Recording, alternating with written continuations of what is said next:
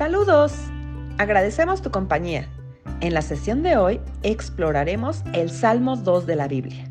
Bienvenidos al estudio. El Salmo 2 es un poema atribuido al rey David, que trata temas de la soberanía de Dios y la promesa del Mesías. Dentro de la categorización de los salmos se encuentra en los salmos reales o mesiánicos. En este canal de YouTube y en la cuenta de TikTok podrán encontrar el video relacionado con los tipos de salmos. En lo que respecta a su estructura, el Salmo 2 presenta tres figuras centrales que lideran los diferentes movimientos escénicos de su narrativa. La primera figura tenemos a Jehová, la segunda figura su ungido y la última figura los reyes, pueblos y naciones. Además, el Salmo se divide en 4 estrofas, con alternancia en la dirección de las acciones y los personajes que la van protagonizando. La primera estrofa está compuesta por los versículos del 1 al 3. Y aquí nos muestra las acciones llevadas a cabo por los reyes, pueblos y naciones, que es la tercera figura que les comentaba, que se dirigen en contra de Dios y su ungido. La segunda estrofa, los versículos del 4 al 6, se describen las acciones protagonizadas por Dios mismo, representando su respuesta a esas oposiciones de los reyes, pueblos y naciones. La tercera estrofa, que va del versículo 7 al 9, coloca al ungido de Dios en el centro de la narrativa. Aquí se le da la voz mientras reflexiona sobre los términos del decreto divino que lo establece como legítimo rey. La cuarta y última estrofa comprende los versículos del 10 al 12. Está encabezada por la voz del salmista y en este segmento se invita a un cambio de rumbo en las acciones de los reyes, pueblos y naciones, instándolos a dirigirse hacia Dios y su ungido, a quien ahora se le designa con la palabra de Hijo. Versículo 1. ¿Por qué se amotinan las gentes y los pueblos piensan cosas vanas? En este versículo inicial, el salmista plantea la pregunta de por qué las naciones se amotinan y los pueblos idean proyectos inútiles, marcando así el comienzo de la temática central del Salmo, que es nada más y nada menos que la resistencia a la autoridad divina. Versículo número 2. Se levantarán los reyes de la tierra y príncipes consultarán unidos contra Jehová y contra su ungido, diciendo. Aquí los líderes terrenales se alían en contra de Dios y su Mesías ungido. Este versículo anticipa esta oposición de las autoridades humanas a la voluntad de Dios y enfatiza la idea de la conspiración y la rebelión de las naciones. Vamos al versículo número 3. Rompamos sus ataduras y echemos de nosotros sus cuerdas. Aquí, los líderes de la tierra manifiestan su anhelo de liberarse de la autoridad divina y de las limitaciones que Dios ha establecido sobre ellos. Pero, ¿cuáles eran estas limitaciones divinas de las que los líderes terrenales querían librarse forzosamente? Pues era nada más y nada menos que la obediencia a los mandamientos y autoridad moral de Dios. Vamos al versículo 4. El que mora en los cielos se reirá, el Señor se burlará de ellos. Esta es una declaración poética que resalta la respuesta divina a esta rebelión de los líderes terrenales. Aquí, el que mora en los cielos se refiere a Dios, el creador y soberano del universo que reside en los cielos y posee autoridad suprema sobre todas las cosas. La expresión se reirá y se burlará no debemos interpretarla de manera literal, como si Dios estuviera riéndose en un sentido humorístico. No, más bien se trata de una metáfora que sugiere la idea de que Dios ve a esta rebelión de los líderes terrenales como insignificante, como inútil, desde su posición, por supuesto, de supremacía. Dios no se ve amenazado por los planes de los seres humanos en su oposición a su voluntad. Así lo vemos en este versículo número 4. Y pues vamos aquí al versículo número 5. Dice: luego hablará a ellos con furor y los turbará con su ira. El versículo habla de la respuesta de Dios ante la rebelión de los líderes terrenales. El Señor observa desde el cielo y desprecia esos malvados planes de los seres humanos, los desbarata, los lleva al fracaso y finalmente establece su soberana voluntad. Este versículo subraya la idea de que la rebelión contra Dios tiene consecuencias graves. Versículo 6. Y yo he puesto mi rey sobre Sión, mi monte santo. Este versículo es significativo porque introduce esta idea de que Dios ha designado un rey, un líder, un ungido Mesías para gobernar desde Sión.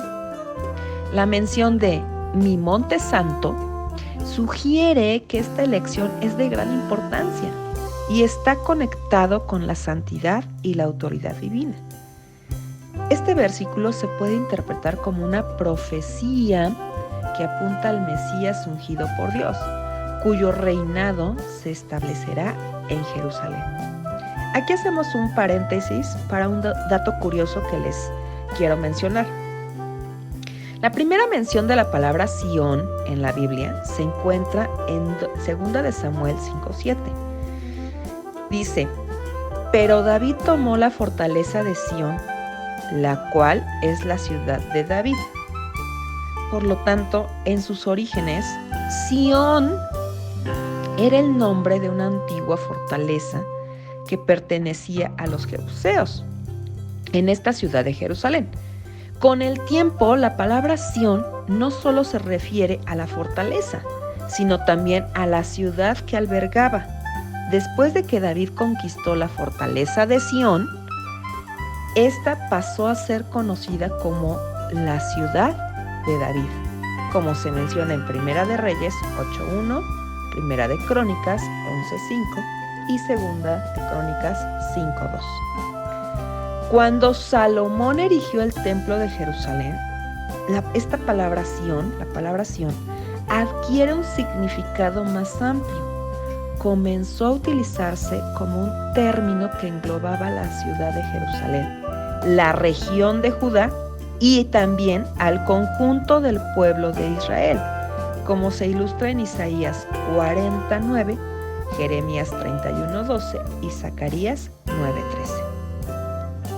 El uso más trascendental de la palabra Sión es de carácter teológico, es decir, figurativamente la palabra Sión representa a Israel como el pueblo de Dios. Este significado espiritual de Sión perdura en el Nuevo Testamento, donde se le atribuye un significado cristiano que simboliza el reino espiritual de Dios y la Jerusalén celestial, tal como se menciona en Hebreos 12:22 y Apocalipsis 14:1. En Primera de Pedro 2:6, Pedro aquí se refiere a Cristo como la piedra angular de Sión.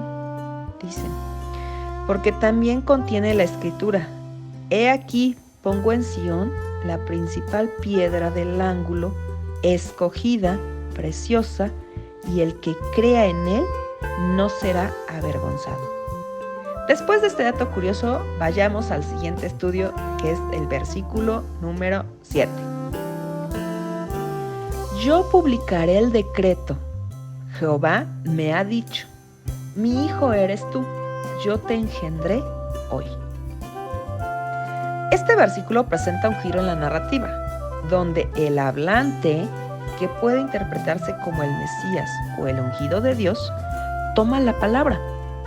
La declaración comienza con las palabras: yo publicaré el decreto. Aquí, este ungido, al recibir el decreto especial de Dios, reflexiona sobre su significado y lo interpreta para comprender mejor su propósito y su función en este plan divino. La frase, Jehová me ha dicho, mi hijo eres tú, yo te engendré hoy, refleja una relación especial y divina entre este hablante y Dios. La afirmación de ser el Hijo de Dios y el hecho de que Dios lo haya engendrado enfatiza una conexión única y una filiación poderosa. No se refiere a un evento simplemente temporal, no, más bien se refiere a esta relación eterna y especial entre el ungido y Dios. Otro dato curioso que tenemos aquí, que déjenme contárselos, es que podemos destacar que en esta parte donde dice, mi hijo eres tú, yo te engendré hoy, se inspira en los procesos de adopción, que era una práctica que también se replicaba en las ceremonias de coronación de los reyes de Israel. Cuando un rey ascendía al trono, adoptaba el título regio de Hijo de Dios, como se menciona en 2 de Samuel 7:14. A través de esta adopción, se consideraba que ese día había sido engendrado por Jehová. Así, este versículo presenta al hablante como el ungido de Dios o el Mesías, proclamando una conexión divina y única, una relación especial con Dios como su Hijo. Versículo 8. Pídeme y te daré por herencia las naciones, y como posesión tuya los confines de la tierra. Aquí Dios promete dar al rey ungido, este Mesías, el control sobre las naciones y toda la tierra como su herencia, tal como lo confirma Mateo 28, del 18 al 19.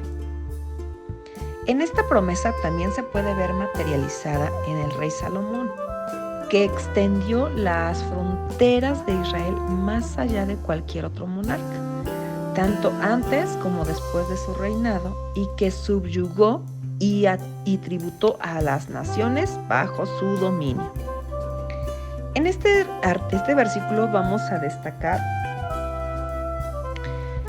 una promesa de Dios.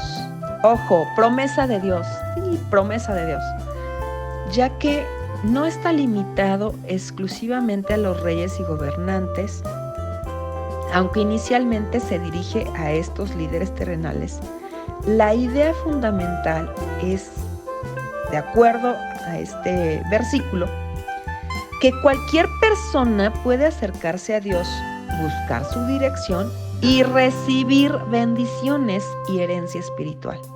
La invitación a pedir y recibir extiende su aplicabilidad a todos, sin importar su posición social. La enseñanza principal es sobre la disposición que tenemos y la disposición que tiene Dios para otorgar bendiciones y autoridad a aquellos que lo buscan y confían en Él. Entonces, aquí tenemos esta gran promesa de Dios, de aquellos que buscamos y confiamos en Dios, pues Dios, y pedimos, por supuesto, como bien lo dice, Dios podrá otorgarnos bendiciones y autoridad. Entonces, no nada más es para algunas personas en especial, sino en general podemos hacerlo. Promesa de Dios. Versículo 9. Los quebrantarás con vara de hierro, como vasija de alfarero los desmenuzarás. Aquí se describe el salmista, pues ese poder y autoridad del rey ungido para someter a las naciones rebeldes con una vara de hierro y quebrarlos con facilidad, ¿no? Así nos los muestra, que podrán ser derrotados con facilidad. Versículo 10. Ahora pues, oh reyes, sed sabios, admitid amonestación, jueces de la tierra. El versículo sirve como un llamado a una reflexión y a una sabiduría por parte de estos líderes terrenales. La expresión sed sabios sugiere que los reyes deben actuar con prudencia y discernimiento. La siguiente parte, admitir amonestación, implica ese estar dispuesto a recibir consejo o corrección. En conjunto, la invitación a los jueces de la tierra, pues nos sugiere que estos líderes pues deben conocer la autoridad y sabiduría divina, aceptando la corrección y por supuesto la orientación de Dios en sus decisiones y acciones. Este versículo pues nos transmite un mensaje de advertencia y también exhortación a los gobernantes para que reconozcan la supremacía de Dios y actúen con sabiduría en sus roles de liderazgo. También subraya la importancia de la humildad y la disposición a aprender de la sabiduría divina. Versículo 11. Servid a Jehová con temor y alegraos con temblor. Aquí el salmista hace un llamado a estos reyes y jueces de la tierra a ser sabios y someterse a la autoridad de Dios, someterse por completo a la autoridad de Dios, dejar atrás su rebeldía y servirle con respeto y obediencia para ser bienaventurados, para ser dichosos. Versículo 12. Honrad al Hijo para que no se enoje y perezcáis en el camino, pues se inflama de pronto su ira. Bienaventurados todos los que en Él confían. La primera parte del versículo, honrar al Hijo, insta a reconocer y mostrar respeto al Mesías o al ungido de Dios, el que ha escogido Dios. La razón es presentada en la segunda parte, para que no se enoje y perezcáis en el camino. Aquí se sugiere que la falta de honra y reverencia hacia el Hijo podría provocar la ira divina y llevar a la destrucción espiritual.